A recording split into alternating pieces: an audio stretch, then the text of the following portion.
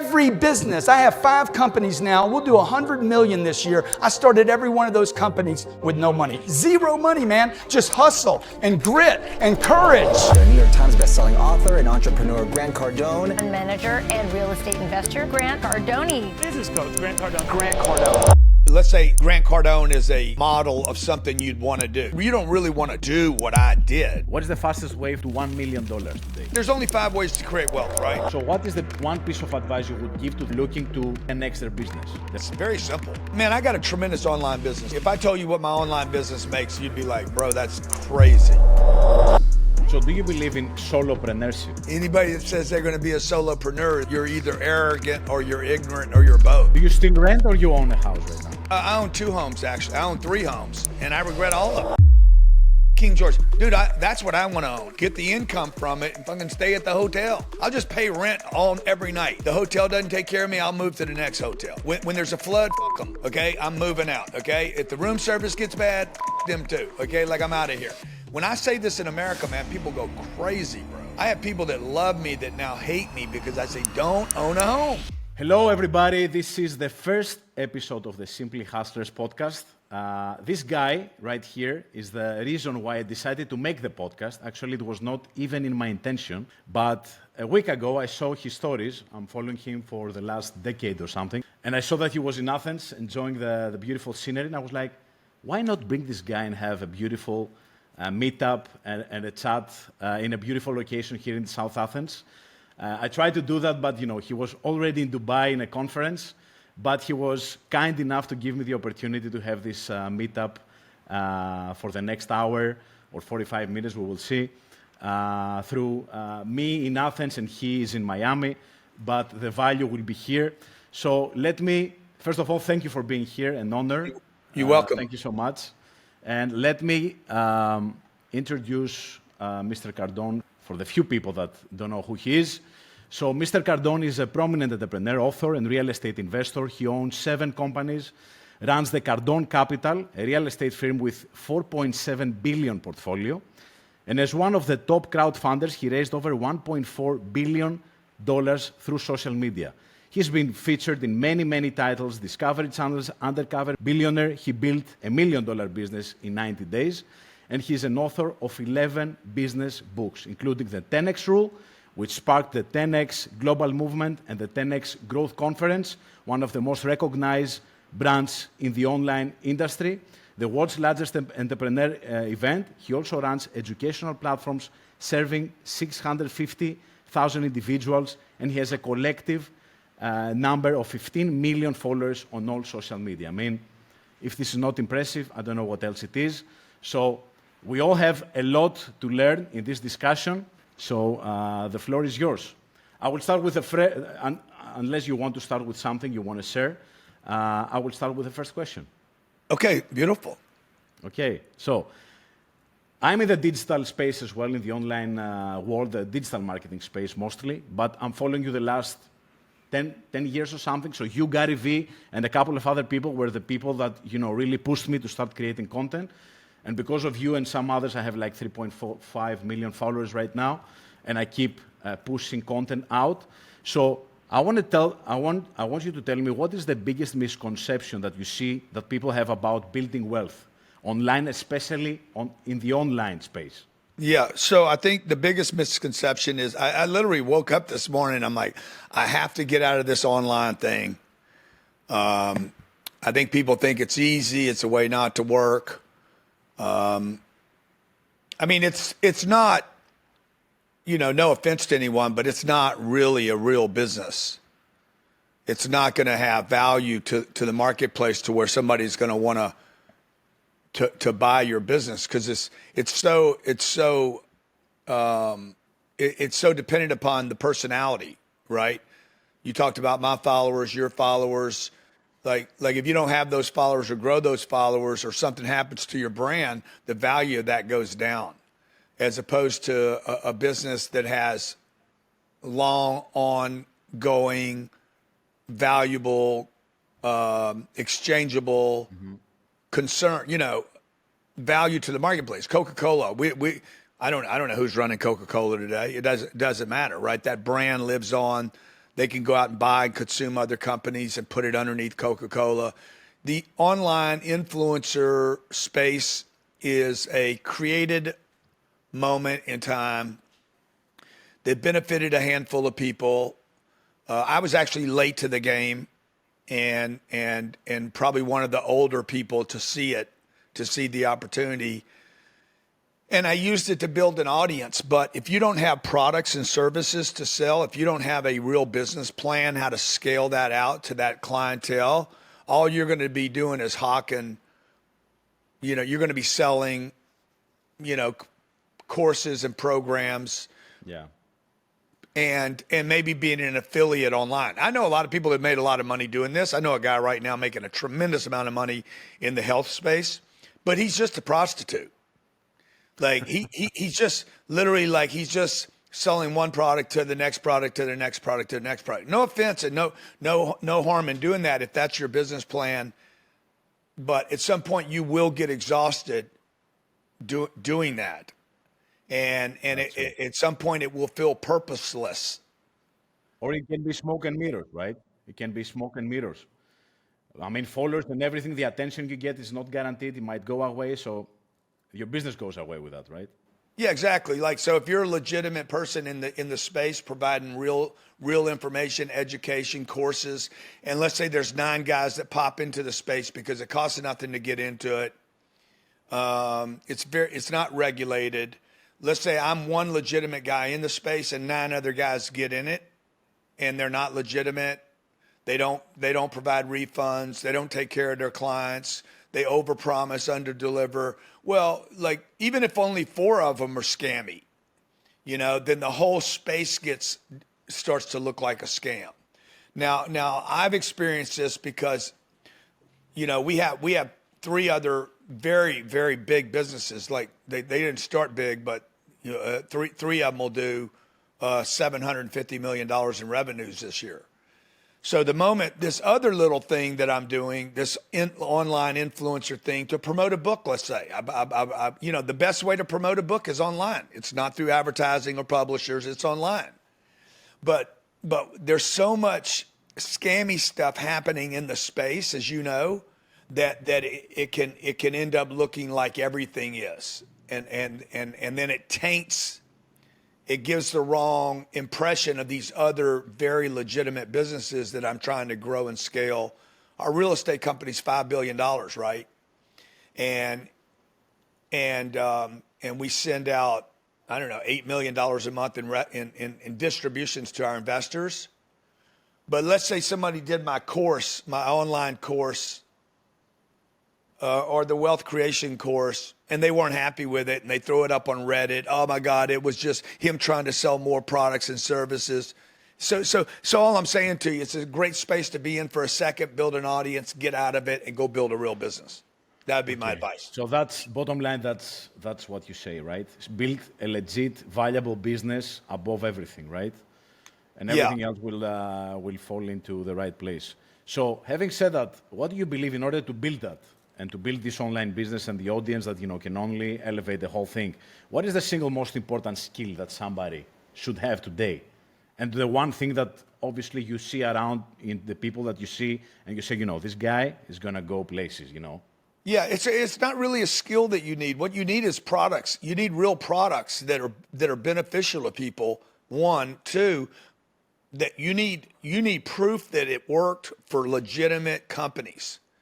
So here's a mistake that a lot of people are making. They're helping the broken, which is cool. I mean, like that's awesome. That's phenomenal. But, there's that, what's the drug, when they do these drug tests, the one that doesn't have any of the drug, it's called the placebo effect. Yeah. I mean, bro, you could just give some people the sign of the cross and say you're healed now. 22% of them are going to be like, okay, I am healed, but it's not going to stick or stay, right? So, what you want is real products and services that really benefit people, and 2, if you can, get those products and services into real companies that are not going to go away, that can become your platform to say, look what I did for this company. Like I've worked at I've worked in companies like Nissan, Toyota, Mercedes, Ashley Furniture. So anytime I get some heat from some kid that paid me $99 and it didn't work for him, first of all, we just give him his money back. Just say, go away. Yeah. Unfortunately, most people are not in a position to do that. A lot of people don't give refunds in this coaching space because maybe the company can't. They already delivered the service. They already paid out commissions. They don't have the money anymore, and maybe they can't do that. But I would strongly tell people, man, you want to be able to do that, particularly in America. You want to do that because if you don't do that and if you get refunds and people are complaining, you're going to end up they'll shut your business down here. That's about marketing. Yeah, exactly. Now the skill set, what skills a person needs is probably not what people think. Like people are going to say, oh, you need charisma and you need to be a great public speaker. All that's true. But really what you need more than anything, man, is you need persistence. Persistence to not even be recognized or seen, and then still persist. Persist when you only have one follower, Yeah. and it's a family member, and they even unfollow you. You know what I'm saying? Like I've been there. It's lonely, bro. It's so lonely. This business is so lonely, particularly in the beginning when you don't have any followers. And then once you get followers, then they start, trolling you. Exactly. But that's what I believe that why most people fail is that because they're so much obsessed about, having those so many followers, liking their content and, feeling important and all that stuff. So they're so much obsessed with the outcome of their effort that they don't enjoy the effort at all. So it will not happen because the effort has a very, very different kind of evolution and progress versus the reality. So that's where most people, really don't make it. So persistence I agree is with something that. that definitely. Yeah, that's a good awareness that you have. You can tell anybody that knows that has been through enough of the cycle to understand, to go back and look at, it wasn't the rejection. The rejection wasn't the problem. It was the fact that you were completely obscure to the world. No one even knows you exist. I mean, it's painful, man, particularly if you have something that you believe is really good. And I'm sure artists have probably have always suffered with this. Why doesn't somebody see my great art, right? And look, this online influencer thing, whatever this is, this temporary moment, this expression of business and ideas, never existed before. Michelangelo had to paint on the ceiling of a building. He was forced to do that. Today, the artist can paint everywhere. But we're lucky to have it, right? It's a fantastic tool. Like everybody talks about social media being such a terrible thing.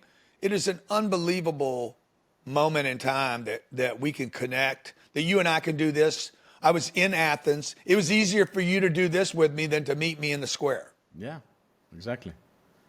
I'm feeling blessed, and this is one of the things that really I preach whenever I go, especially after the evolution of short video, where the platforms started, throwing away attention in a way that I haven't seen before as a marketeer. I'm 20 years as a marketeer. I haven't seen, giving us so much attention, the opportunity to get so much attention as brands, personal brands, creators, that they did the last 3 years with the evolution of TikTok and everything. So not capitalizing that, for me, is stupid for anybody who wants to build anything, right? So in this oversaturated online market right now, creators, businesses, online businesses, personal brands, you name it, whoever, everybody claims whatever they want. What kind of strategies you are using today versus what you were using 10 years ago to keep you, again, at the front end, at the front seat of things? Have you changed any strategies to keep being in front of everybody? Yeah, I mean, I talked about this in a book called If You're Not First, You're Last. The thing to do is you don't want to compete. You don't want to be, if you're competing, it's extremely difficult. You got to carve some little niche out in the marketplace that you can own. Now, that's difficult to do, but it takes a minute for you to clarify what can other people not do. So that's basically what I'm looking to do. I'm looking, okay, like if let's say I'm a Grant Cardone is a model of something you'd want to do. You don't really want to do what I did or do because you're just competing with my dollars, right? And I already have a lot of that happening. And you want to come try to grab it from me. You're just going to look like a copycat. What you really want to do is you want to make a list of the things I can't do. You want to make a list of what Grant Cardone can no longer do and then go do that and exploit that thing I can't go do. Just for everybody out there in the influencer, content creator world, like I don't even want to be in this world anymore. So you guys can have the whole thing. I'll give the whole thing to you because I'm trying to go to this other place, right? Somebody's always trying to go someplace in life, right? And if I can figure out where you're going, then you're going to leave this path. You're going to leave this road, right, for somebody else to have. And I'm going to another place right now. And I'm interested in going someplace. So that's what you want to do with your competition. You got to make a list of like where is your competition, have their focus, where's their attack plan, what are they trying to hold on to, what challenges do they have, where are they strong and where are they weak. And typically where a person is strong is actually where they're weakest. You know, your assets tend to be the things you want to protect the most. And like my kids, I got 2 kids, right? I would stop everything. Nothing matters to me if my kids are under a threat. So my kids, as much of an asset as they are, they actually become a liability. Yeah, true. My real estate is a massive, it's something I want to go from 5 billion to 50 billion. I will drop everything to go do that thing, right? So, and look, man, I got a tremendous online business. Like if I told you what my online business makes, you'd be like, bro, that's crazy. And it's an insane amount of money, but I would leave it. I don't want to leave it because it's taking care of me and it's funding a bunch of other activities. And so I'm in this world, I'm in the in-between. So how do you dominate? You dominate by finding out what a guy or gal can't do. 1, 2, the other way is to not compete, but to collaborate with. Like what you and I are doing right now is a collaboration. It's not a competition. Exactly. Now, and most people do not know how to collaborate. They collaborate and then they abuse that relationship. Like you know, they use it for a second, particularly on the online thing. There's just a lot of unprofessionalism that happens here, but not always the case. It's true. And yeah. Well, It's you true. know, And to be honest, when I entered the digital marketing space as a content creator, because I realized that I cannot be a digital marketeer and have leads running through my door without putting myself out and proving my worth and my authority. I was very skeptical about other digital marketeers commenting on my posts, asking me things on the DM. I was like very protective, like get the fuck out of here. Yeah. But when I realized that these guys were my biggest fans and the guys that propelled my growth, the first tier of people that really propelled my growth, my whole notion about competition changed. So it became a group of people that were supporting each other as content creators, commenting on our posts, DMing people, making collab posts, sharing their posts in their stories, and I couldn't believe that before. Just because I decided to become, open and decide that there's no such thing as competition, really. Yeah. Yeah, there really isn't. I agree with that. I mean, it's not really like people can buy it from you and still buy it from me. And exactly. I have people that don't buy anything from me, and then all of a sudden they invest $500,000 with me in my real estate. Like, so you just got to find the right thing at the right time. Money is moving. Money is a currency, right? It's a current. It's moving around the planet. It almost never stops.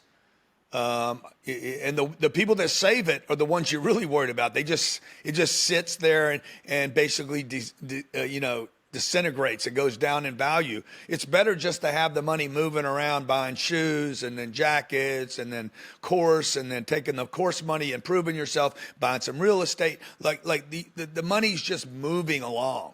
And unfortunately, like in Greece, things aren't moving fast enough. Same thing in Italy. There's parts of Europe that are just slowing down. But if you go to Dubai, dude, everything's moving fast. I know. It's very different. It's a very different reality. Even now that we have a huge explosion here with real estate and everything that I know that you're very much aware of, because of a big project coming here in Greece, the Elliniko project. But despite that, things are in a very amateur level. Nothing happens. The government doesn't help a lot at all to have things going fast. And the investment in real estate is not worth it right here. I mean, the whole thing with flipping real estate and building a portfolio like you do in US doesn't work right here for many reasons. Yeah. It's very different. Yeah, you just don't have enough activity. Exactly. You got to have activity in any game. You have to have a lot of activity, right? For whether it's a movie, a ball game, or real estate, or the economy, or online, you need activity, a lot of activity. And so it's not enough to sell 10 pencils, right? Because you need volumes and lots of activity in any business. You need volumes and activity of customers and prospects and possibility. That is the beautiful thing about online, man. Like if a person is persistent and creative, they can build a massive audience online that you could never build. 10 or 15 years ago, it was impossible to build this kind of audience. That's true. That's true. And you were one of the first people that did it, actually. Tell me, when was the year when you hit your first million on YouTube? Do you remember? When I made my first $1 million on YouTube? No, the first 1 million followers, subscribers. Oh, 1 million subscribers? How many? When was it? 2019. Took me 7 years. 7 years. So your first video was... We didn't know what we were doing, bro. Like YouTube was like nobody. There was no shorts. There was no hashtags. There was no nobody even knew what YouTube was. They weren't doing movies on YouTube. Production value was very low back then. This didn't exist. This device didn't exist. Okay, shorts, reels, loops, avatars, none of that shit existed. Okay, and so I remember the first time somebody told me about it. Johnny didn't exist. I was in Los Angeles, California, and there was a guy in my office. He was a minister at a church, and he was trying to get me to give money to the church. And I think it was 2010. And he says, you should get on Facebook. And I said, Facebook? Bro, I ain't got time for Facebook. The whole world's, I'm getting my face ripped off. What are you talking about? I'm about to go bankrupt and get out of my office. I don't have time for this. And I'm definitely not giving money to the charity now. So true story. The guy leaves my office. I remember it like it was yesterday, man. Okay. I didn't have YouTube or Facebook. I was 50, I guess I was 50, 10, 14, 52 years old at the time. And I'm like, man, that's some dumbass. I cannot even believe I made time for that dumbass. Like I'm literally, and then I'm like, you sound like an old man, bro. You don't even know what Facebook is. Yeah, true. And I said, let me go see what Facebook is. I swear, this is exactly what happened in this story. Okay. I open up Facebook. What is it? Facebook.com. Started an account. I'm like, okay. Grant Cardone is going to be the name on the handle. Okay, I need a picture, okay? All right, and then I did a post. What's a post? Hey, how's everybody doing today? I don't even know if we can find my first post on Facebook. It was not a fan page either. I was so stupid that I'm like, I'm just going to open any account. I didn't know to open a page where I could have more than 5,000. Well, I had 5,000 followers in I don't know, maybe a year. Took maybe a year to get that. Then I'm like, oh man, I'm gonna start a YouTube account. Now back in those days, man, if I had either one, to me they were all the same. By the way, Facebook, YouTube, there was no difference in any of this stuff. Yeah, I remember having like three people saw my post, and I was like, this is amazing. Okay, this is amazing that 3 people, and I don't know who they are, saw something that I wrote. And then I remember doing a video and 16 people saw it. I don't know, Johnny, if you can pull the first YouTube video. How many people saw that first YouTube video? Almost viral. And I went to my wife and I'm like, I had 16 people watch a video and I don't even know who these people are. And then I started getting excited. Now today when people do this, they're like, oh man, only 16 people watch. You guys got to understand, man, that's 16 people you didn't know. That is 16,000 times bigger audience than you had before you did that. How many? Yeah. So anyway, that was, today we have I don't know. I don't even know what we have for subs today. Do you know what I have? A couple million subs? Should be somewhere like that. I think it is 15 in total with Instagram and Facebook altogether. Yeah, I mean, So combined, it's about 15 million. But I think there's a couple million subs on YouTube.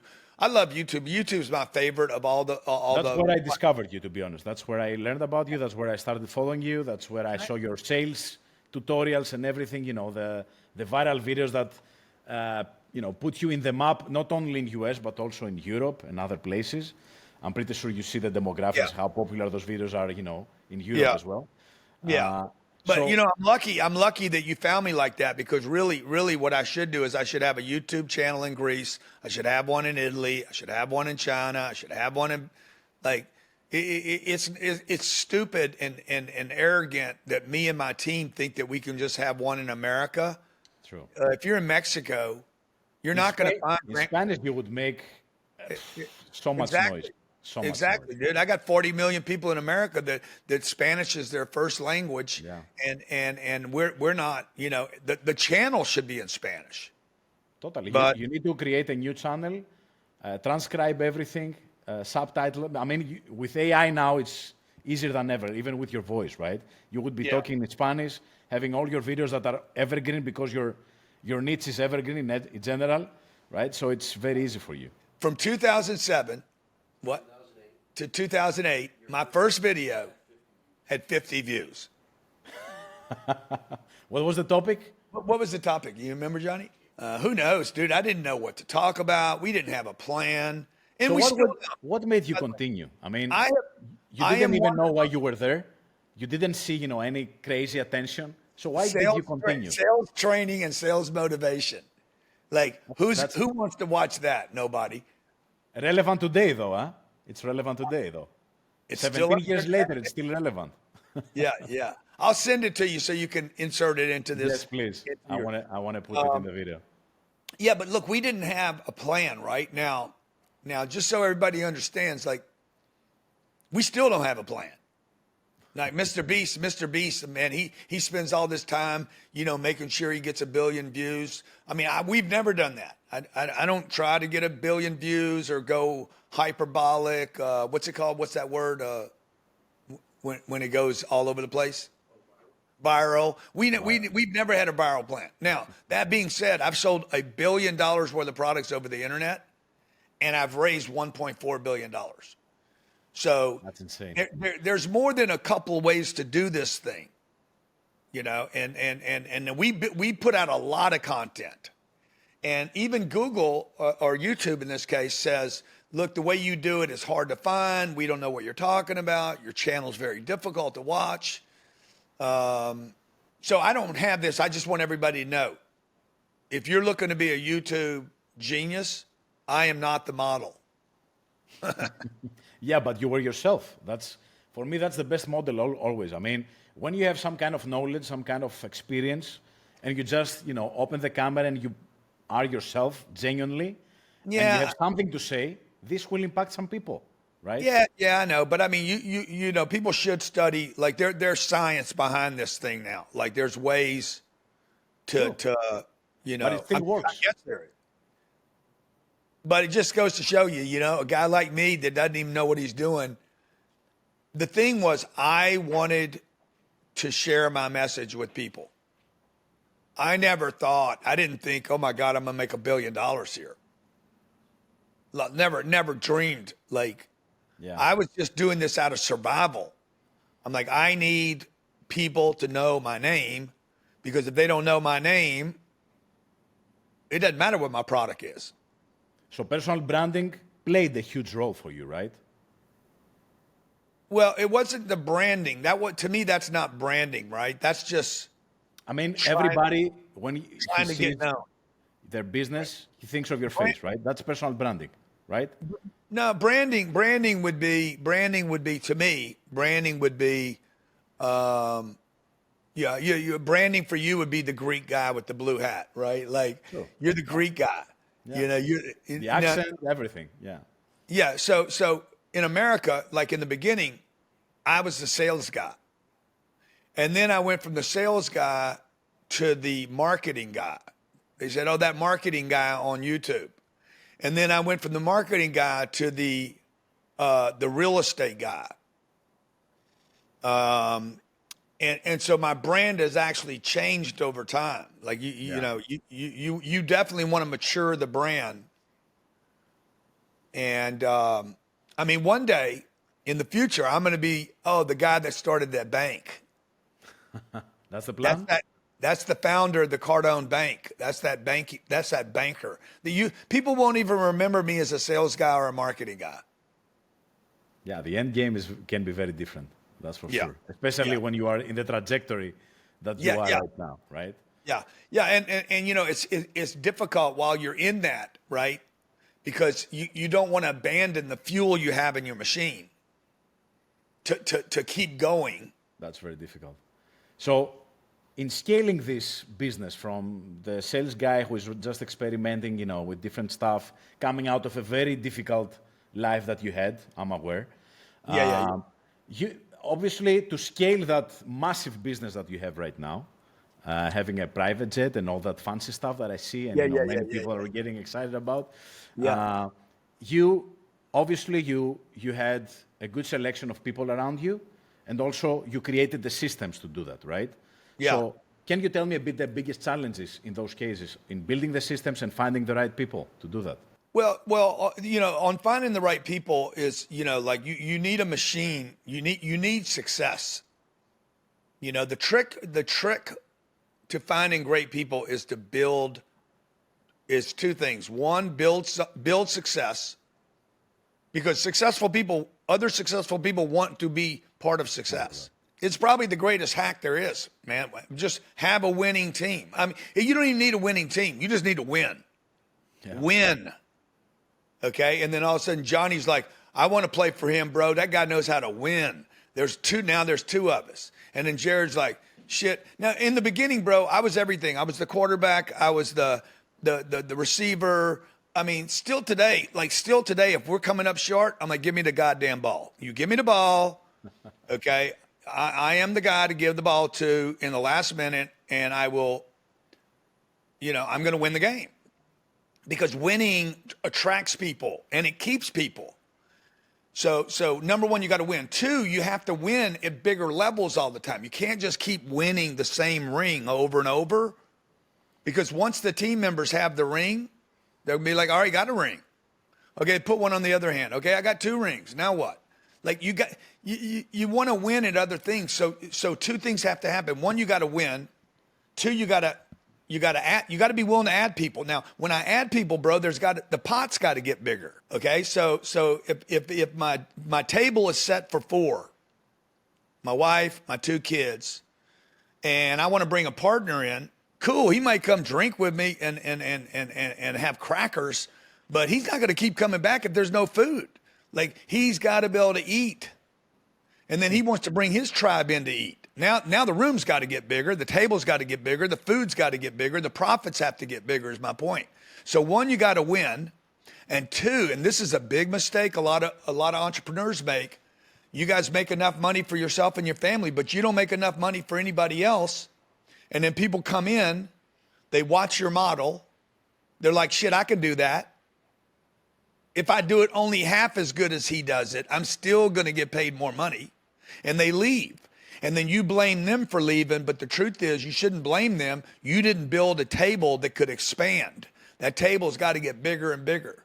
I don't own 7 companies or 27 companies is what we're partners in today. I don't own 27 companies because I just want to. It's because that is survival. In order to bring new people in, I need to be able to take risk in new partnerships, in other people, and continue to expand the table. So do you believe in solopreneurship? No, I mean, I don't. I think anybody that says they're going to be a solopreneur is you're either arrogant or you're ignorant or you're both, because I don't even know what you're talking about. Like that, there's no survival in going solo. No one in the history of the world has ever done anything impressionable that went by themselves. True. You guys in Greek, y'all believe in Jesus, right? Some of us do, some of us don't. Okay, but like even if you don't believe in him, at least you know him. Even Jesus didn't roll by himself. True. Allah didn't roll by I agree himself. with you. I agree You with know, you. I know. So I mean, maybe Tarzan probably swung from the trees by himself. But yeah, he had the gorillas and he had Jane. That's true. But in today's online reality, there are many people that are, creating content, making some sponsorship money out of it, having some courses. They might have a paid community, they might have a product. So with a couple of virtual assistants, they can accommodate a business that can make a couple of millions. And for them, Yeah. it's absolutely fine. For me, the only question on this is how sustainable it is. Because if you don't, for me, in business, there is no stability. It's either you go up or down. There's no stability because you can never guarantee stability in business. Yeah. What is your view on that? I mean, you need people, man. I mean, you need people. You need a team. AI is not. I know everybody's pumping the AI, thing. AI is so it isn't there yet. Like, it's not even close to being there yet. Yeah, it's Now, starting. will it get there? Yeah, probably it'll get there, but when, bro? It can't even tell. Most of the time, Siri can't even tell me where the hell I'm located. Like most of the time when I ask Google to give me directions, halfway on the trip, it's going to freaking bug out and go into the little bullshit. Like, we're not there. We just had a major storm in America. There's probably, I don't know, 20, 30,000 people without electricity right now. AI can't help those people. They need food and water, bruh. They need to find a road to get them out of. AI cannot help them. We got wars going on in Israel, Lebanon, Iran. Okay, who's got the AI? I don't even have my comms are down. Fucking walkie-talkies blowing up in people's faces. Anyway, I think people are overplaying the AI thing and thinking, oh, I'm going to set up AI. And I can hear it. I know when it's AI bullshit. I can tell. If you're getting tricked by AI, it's because you ain't looking.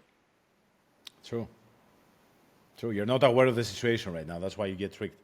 But to be honest, there are many, many things that are really scaringly coming close to the human, voice or the way that you look. I've seen videos of people. I even have seen video from you, an AI avatar that is really, really close to how you look in a video. So, and since it's year zero from the one that we're living right here, right now, I think at least in my space, people need to be at least aware and see what the AI tools can do for them and what not, as you say. Yeah. Yeah, of course. But I mean, while you guys are figuring out AI, the other thing you could do is just call a customer and sell them something. Yeah, absolutely. So, Absolutely. I mean, that's not scalable. Okay. That's not scalable calling one person at a time. But I can just tell you of the $150 million that we do in revenue here and across the portfolio, it's probably almost $1 billion in revenue a year, every year between me and my partners. Most of it's still done human contact. There's a human involved in that activity. Anytime we go above an order price of $99, certainly above $199, there's going to be human contact probably 70% of the time. So you have a system and you know how you convert people faster, Yeah. which is... We have a system. I know human the metrics. I know the numbers. I know how many people I need to make.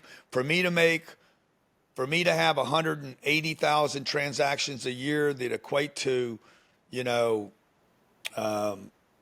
X number of dollars. I know how many people I know need to see a message in order for that to happen. So our conversion rate here is about one half of 1%. 1/2 of 1%. Yeah. Which is pretty much the average that we see online. Because many people don't realize how small the conversion rates look Yeah, like. it's tiny, dude. It's a tiny tiny, fraction, yeah. So like 99.5% of the people never pay me anything. Exactly. But I'm just looking for that 0.05% that is qualified, interested, trusts me, and trust themselves. Yeah. Like, I really don't want to do business with people that don't trust themselves, because if you don't trust yourself, you can never trust me. Absolutely. And if you don't trust yourself, you end up getting hoodwinked because you put too much trust in another person. Makes And sense. even when you trust another person, if you don't trust yourself, you're always going to still be like, shit, I trust them, but I don't trust me. So maybe I did the wrong thing. So now I'm going to make sure it didn't work because I got to be right. Yeah, that's true. You're very well known about the 10X system, right? So there are many people in my audience and many people online that have started something. They start seeing some kind of traction. They start making some money. And so what is the one piece of advice you would give to them who are looking to 10X their business, their current status? What is the number one piece of advice you would give to them? To multiply the target. So if you're doing $1 million a year, you basically, it's very simple. It's so simple that most people just can't, like, they can't think with it. If your target's $1 million, you multiply it times 10. Now your target's 10 million. Now do the math. Okay, it's impossible for you to make $1 million. Upgrade the goal. Upgrade the goal versus the one that you have. Yeah, you move the target up 10 times. Okay, so if you want to do $1 million in 90 days, you move the target to $10 million, and then you do the math on the 10 million, and you're going to at least get the million. Like you're going to shoot come for the stars, right? Yeah, shoot for the stars, and you're going to end up on the. Yeah, I mean, if you're going to shoot for the stars, you could just make it $1 billion though, or 10 billion, or $1 trillion. At some point you got to say, okay, wait, I need some math that's real here, right? So I need something so I got to start from someplace that's real. Let's say the guy's making $30,000 a month. Or $30,000 a year. He works in Greece. He's driving a car right now, and he makes $2,500 a month, 30 grand a year. He's got an apartment, a wife, and 2 kids, and he's just struggling, dude. Okay, so he comes to me for advice and says, "Hey, man, what do I do?" I said, "Bro, first thing we got to do is change your target. Your target needs to be, we're going to 10x the target. It's an arbitrary. It's completely made up. There is no science here. I want everybody to understand this is not like, we've done some theory analyst proven statistics on this. But I do know this. He cannot live on 30 grand. I don't need a science experiment or a bunch of economists to tell me he can live on 30 grand, because he can't. So I also know that for him to go from 30 grand to 33 grand a year is going to be very, very difficult. Again, I don't need a science experiment. I don't need a doctor's degree. If you go from 30,000 to 33,000, even if you pull it off, nothing will have changed. Life didn't change, so you will give up on it. Basically, you'll break because it's not worth the lift. You understand? Like, it's not worth the effort. Now, to go from 30 grand to 300 grand, all of a sudden my life changes, because I go from making 30 grand a year to 25,000 a month. And now my life changed a little bit. Okay? You're not going to hit it, just so everybody knows, you're not going to hit the 10x. Because even if the guy figured out, okay, what do I have to do now? What do I have to do to go from 30 to 300? Well, I got to quit driving a car every day. Well, I can't quit driving a car every day because that's how I pay my family. Good. So what are you going to do? So then you're going to start looking for who else makes 30,000 a month, not 30 grand a year. Well, it's not people that drive cars. And then he's going to start looking for other opportunities. How could I? Okay.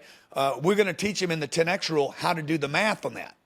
How does 300 grand a year, how many different ways could I break that down? I could get 300,000 people to give me $1. I could get 150,000 people to give me $2.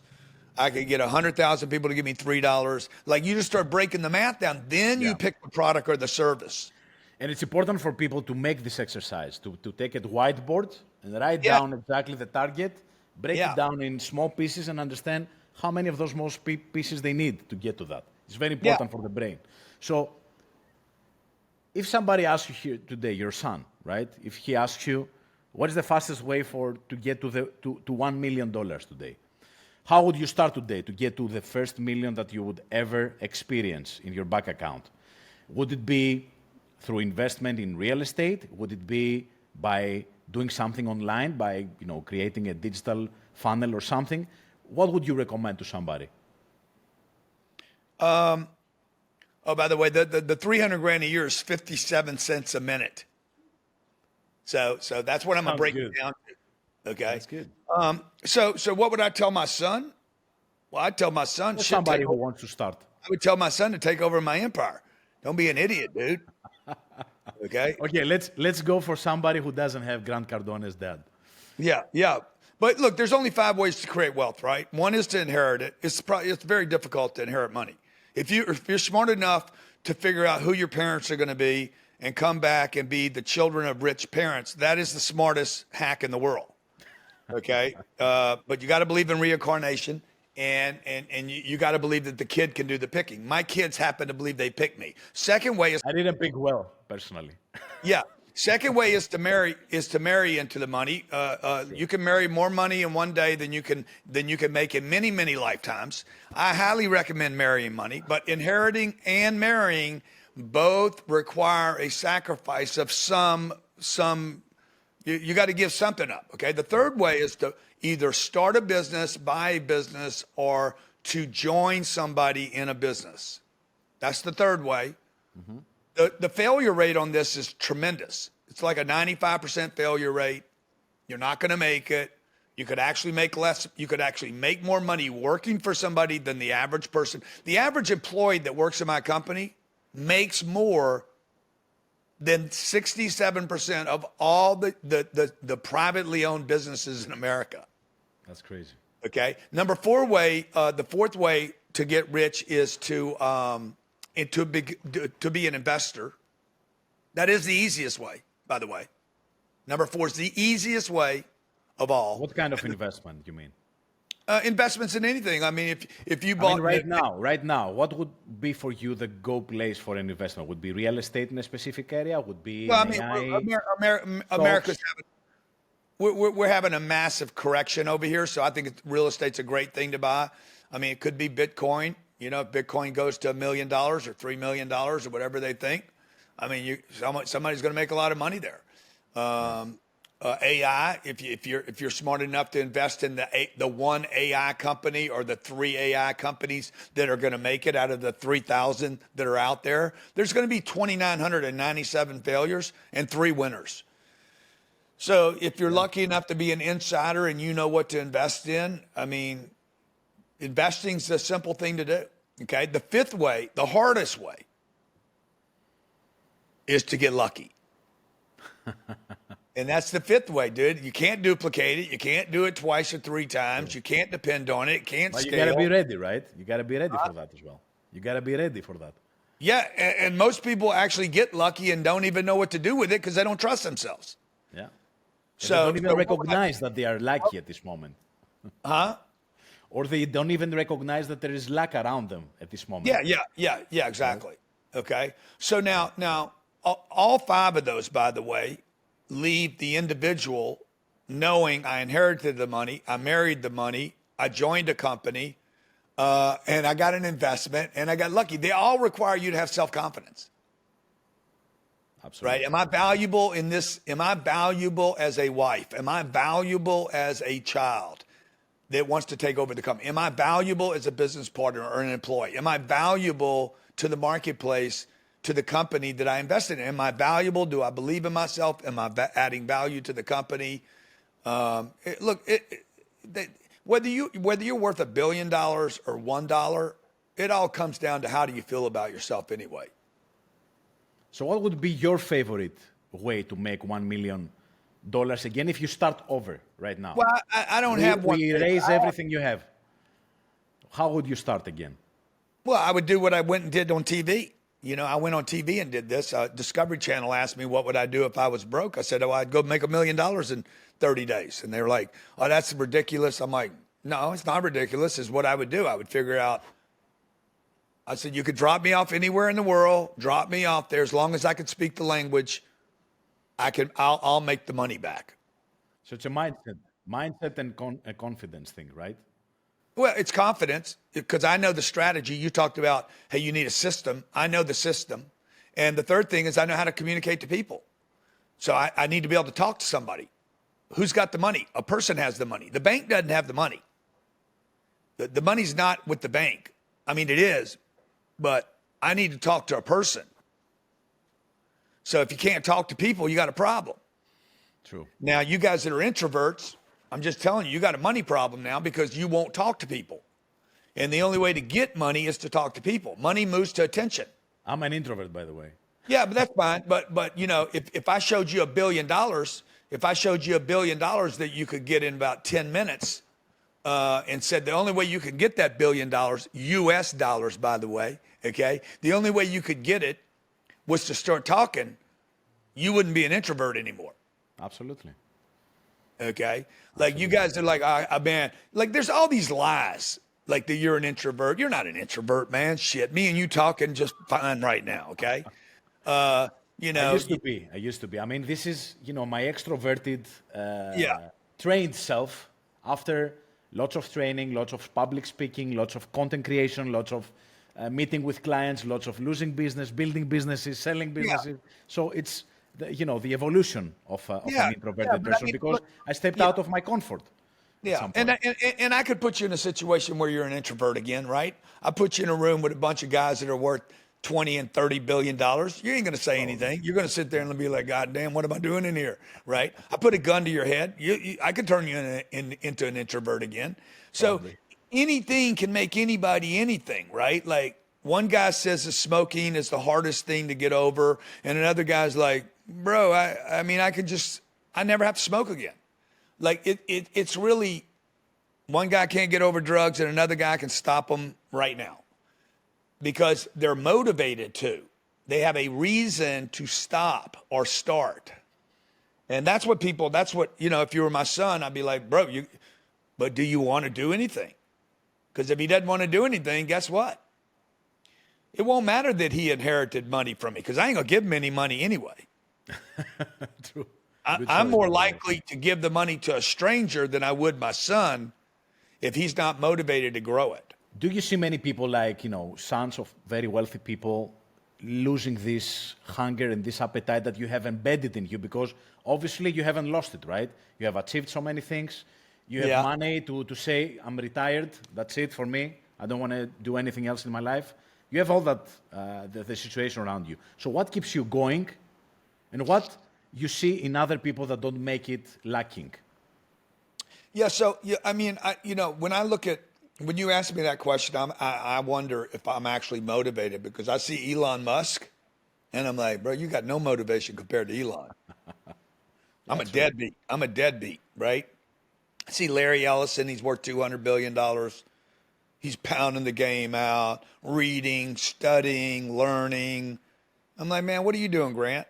I don't really look at myself as like the way you see me, I don't see me, right? Because I'm seeing me compared to other people.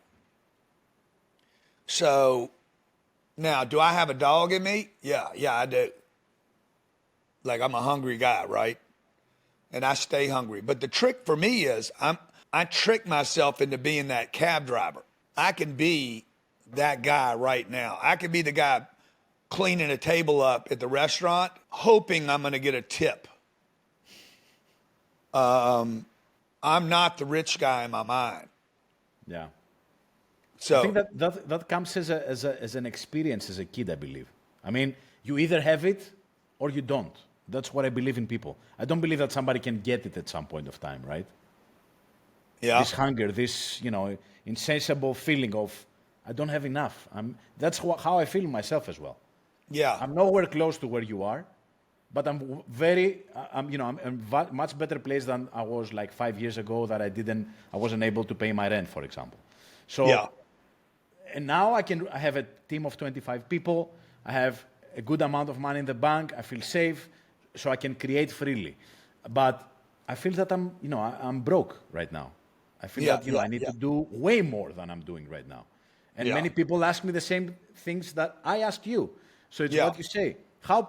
What those people have that, they're comparing to the dog that is bigger than them and say, oh my God, I'm too small.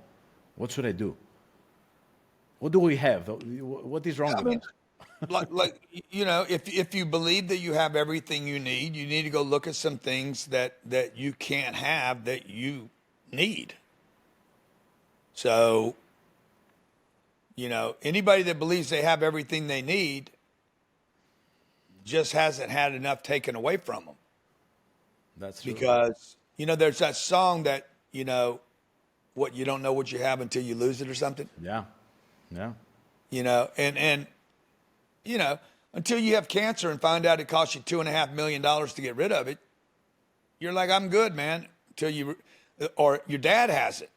And you realize, okay, I got to get my dad on a first class flight. I got to fly him over to Germany. It's going to cost, they're not going to take insurance. Okay. And it's going to cost $300,000 to get him over there. It's going to cost him 300 grand, like to keep him there. And then you're like, oh shit. Or your parents have Alzheimer's or dementia, and it's going to cost $11,000 to put them in a home and get them good treatment because you can't take care of them anymore because you got a full-time job, 2 kids and a wife. And then you were like, oh, I thought I had enough money. No, you didn't, bro. You were thinking for yourself. You were thinking you were good for you. It's selfish. That's true. And like Elon, like, what is Elon doing? Okay, what is my boy Mike Saylor doing? Mike Saylor could end up being in the next 5 years be the richest human being that has ever walked planet Earth if Bitcoin does its thing. So I don't know what these guys are thinking about, but people all need to know that kind of ambition or this kind of discontent. By the way, it could be they're flip versions of one another. And they want to change the world, right? I mean that this is their motivation right now. I don't know what they want to do. I don't know if they want to change the world. I don't know if they want to be Jesus or they got some kind. I don't know, dude. I don't know, but I want some of that shit. I think you because have some of that I would shit. rather that. I would rather that, whatever that illness is, or that neurosis, or that gift. Call it whatever you want. I would rather that version of the gift or neurosis than to have the one that says I'm satisfied only to find out one day that was stupid. Yeah. I would rather be ambitious and never be satisfied and at the end of my life say, bro, that was stupid. You didn't need to do all that. I would rather have that mistake than live my whole life satisfied and at the end of it say, God damn, dude, why didn't you take more risk? I totally agree with you. Totally agree with you. You know, I don't know what the right way is. I want your audience to know I have no clue what right is for anybody. I'm still trying to figure out what's right for me. I agree with you. And for me, the reason why I quit my 9-to-5 job 10 years ago, I was an executive in, in FMCG companies. I was in a seminar one day that was called, What is Your Purpose? And they gave us an empty book and they told us, I want you to write the title of the book. There's nothing written in the book, but I want you to write the cover. What is the fucking title of your life? If that was the book is your life. And I was like that. I didn't have a clue what I would write on that. And this really, rang some bells in my head. And I was like, dude, what the fuck you want to do with your life? Yeah. What do you like to be remembered? What do you like to what kind of footprint you want to leave on this world? What exactly you want to do? So that changed completely my mindset in life. And that's what I, at least give as a piece of advice to some people that follow me or, get coached by me that, wonder if that's a book. What the fuck is the title, right? Yeah. It's beautiful. It's beautiful. And it can be life-changing for many people. Yeah, 100%. So, I don't want to spend too much of your time, so I want to close this great discussion. I can go on for hours, but I want to ask 2 things about real estate. So many people are, having a house or want to buy a house or want to invest in houses. I want to invest in real estate as well. So do you believe that buying your own house for the average person, right? Somebody who has up to 1 million or 500 or whatever, or might get a mortgage, right? Is the stupidest thing somebody can do, and it's a kind of scam for the banks to prosper? What do you think? Well, look, I don't believe a house is a great investment, is what I don't believe. Now, I know a lot of people believe that it is because you've been told for the last 100 years that it's a great investment, but it's not. I mean, it's just not a great investment. Do I think it's the dumbest thing that somebody can do? Probably not the dumbest thing, but it's up there. Yeah. So it's up there with it's up there. It's dumb. Do you still rent or you own a house right now? I own 2 homes, actually. I own 3 homes, and I regret all of them. They're all bad. They're all bad investments. And I have made millions of dollars investing in homes. But it still wasn't the best use of the money, dude. It was not the best use of the money. Like, homes break, they flood, they depreciate. Yeah. Meaning the roof goes bad. They got to be maintained. You got to pay property taxes. You got neighbors that are dumbasses. Things happen, man. Like things go bad. If you live on the water, things rust. True. Air conditions go bad. You got to insure them. Like, they're nasty, nasty, nasty assets. They're really liabilities. They're not really assets. Yeah. And at best, they're storages. They're a place to store equity, maybe. But the beneficiary of a house is the bank and the insurance company, and the government that taxes the house for you owning the house. So commercial real estate is probably the way to go for people who want to invest their money in real estate. Do you believe that this is the safest out of I would love to own all that retail where I stayed. What was that hotel I stayed at in Athens? I think it was King George or the Grand Cardone. Yeah, King George. All that retail right there between there and that church that's 1,000 years old, 1,100 years old. Crazy. Dude, that's what I want to own. I want to own that real estate, okay? Get the income from it and fucking stay at the hotel. Yeah. Fucking have a bellman there for me. I'll just pay rent every night, okay? The hotel doesn't take care of me, I'll move to the next hotel.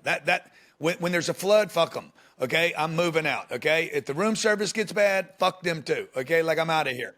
Like, and then I don't want to own the place I live in. Now, I have been tempted to do that, and I have done that, and I'm just telling people, it's not the smartest thing in the world to do. When I say this in America, man, people go crazy, bro.